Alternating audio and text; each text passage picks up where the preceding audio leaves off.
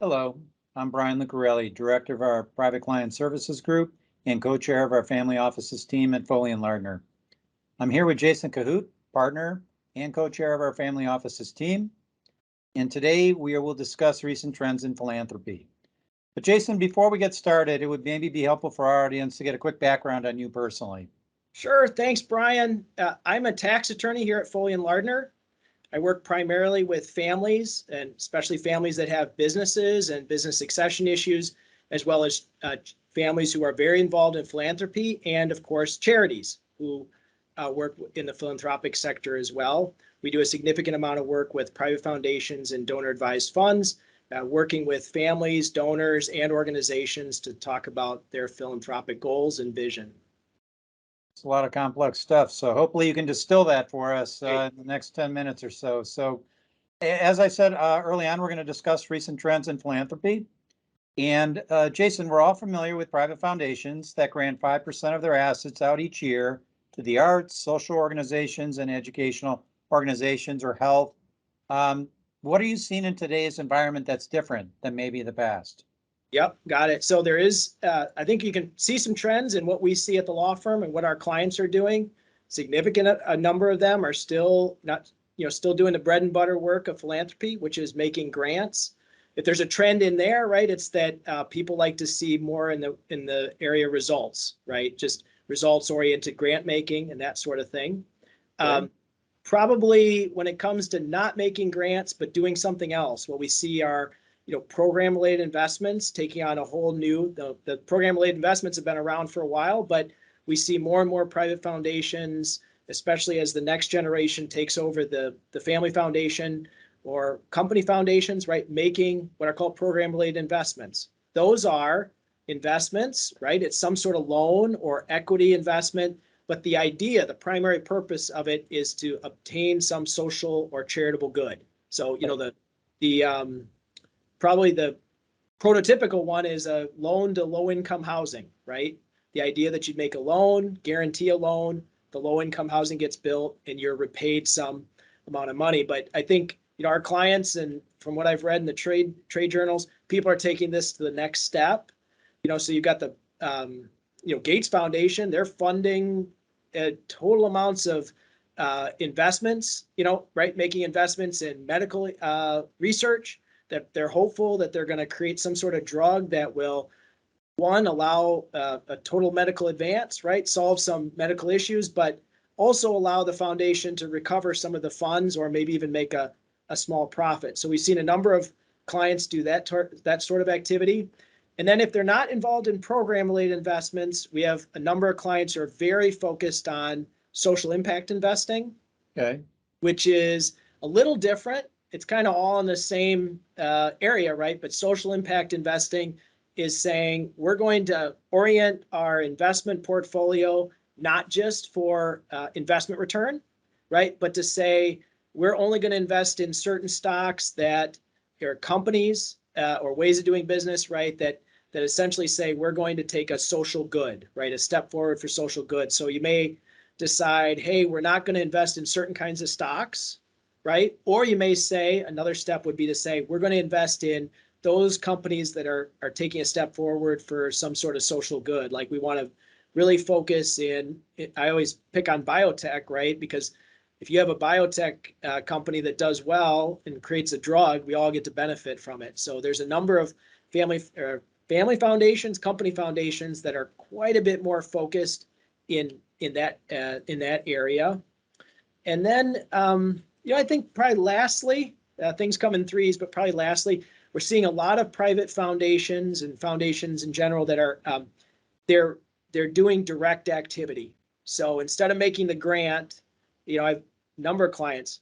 Let's go and create a joint venture with the grantee, right? We want whatever our issue is, we want our issue to be front and center. So we'll fund it, but we'll create a joint venture with, maybe it's the hospital system or a university, right? We'll create a joint venture and we want this to be a center of something, right? But in that way, they're not only providing the funds, but sometimes they're also providing governance, right? And they're also providing their contacts. It's kind of a different level of involvement by that foundation. Clearly, there sounds like there's evolution going on in philanthropy more so than you saw in the past traditionally. I think that's true. I think we'll continue to see, hopefully, so we get to do some creative projects with our clients for certain.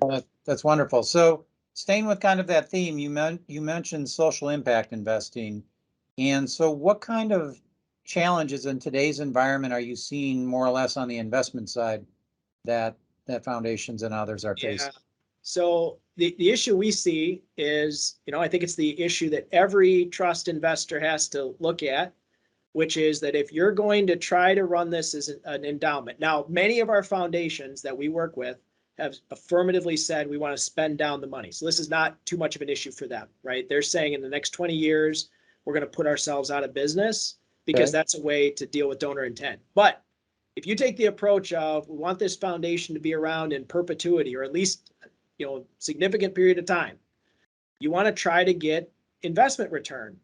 And typically you would have the investment return high enough, right? So that you're covering both your distribution amount, which is 5%, including your expenses. So 5 minus your expenses, and maybe you're making distributions somewhere in the neighborhood of 4, plus, and you have a small amount of taxes, but plus inflation, right? Because you want to make sure that your fund maintains its purchasing power over time. That's very simple. If you have inflation at 2.5%, right? 2.5 plus 5 is 7, and 7.5. I think most of the investment advisors we talk to say that that's a pretty high nut. I think that's, Brian, what you've seen from investment advisors, that expected return at 7.5% is fairly aggressive. It is. To counter that, a number of private foundations who probably wouldn't have had to, they've been advised by the investment advisors to get involved in private equity, hedge funds, and credit funds that are going to allow them to make additional return so that they can meet their return expectation.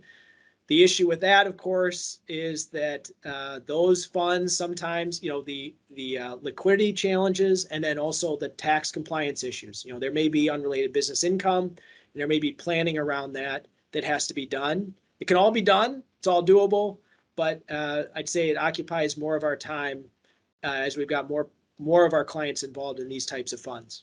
Well, certainly a busy and interesting area for you. So I'm going to switch gears a little bit now and ask you to pull out that crystal ball.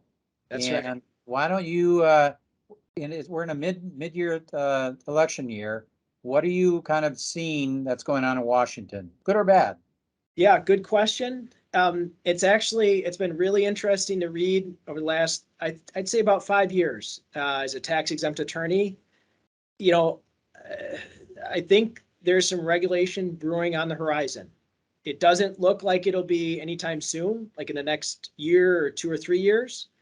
But what we see is there's a number of people on both sides of the aisle who are becoming a little bit more critical of philanthropy, right? And that is the big foundations and what the big foundations are spending funds on. They're just being more critical. This is a area that sometimes there's always been controversy, but you can kind of see that the trend or the trend line that there's more and more people who are critical of what you might call big philanthropy.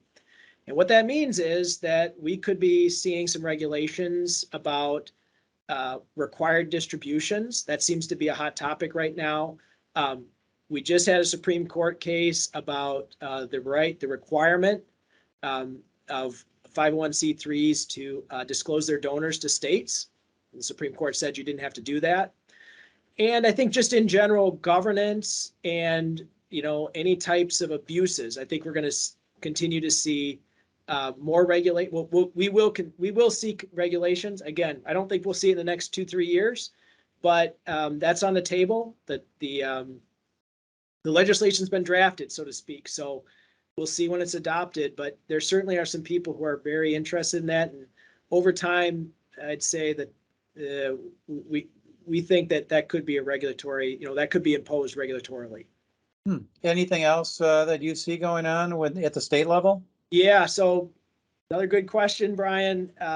We do see attorney generals being much more interested in their ability to supervise the charitable sector. Now, whether that's good or bad, you just see more of it, and the stories start adding up to where you say, look, I mean, this is something where attorneys general that they're going to be more interested, and they're going to play a little bit bigger role in making sure that the rules are followed. So that is one area where we look pretty closely, and we've seen an uptick, I think, in attorneys general being more involved, the offices sending more letters, going to court more often. And I just actually read today, there was the New York Attorney General took an action against a charitable organization. So I think that's an area where we'll continue to see activity. Good.